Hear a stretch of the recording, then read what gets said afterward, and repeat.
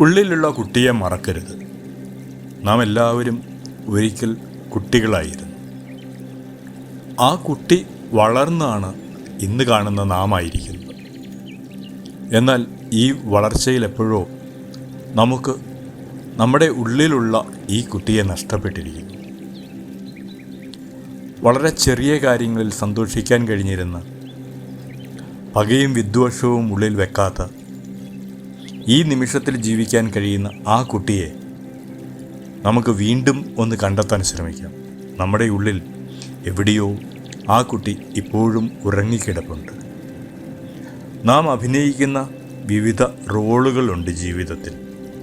അച്ഛൻ്റെ, അമ്മയുടെ, മകൻ്റെ, മകളുടെ ഒക്കെ റോളുകളിൽ നാം അഭിനയിച്ചുകൊണ്ടിരിക്കുകയാണ്.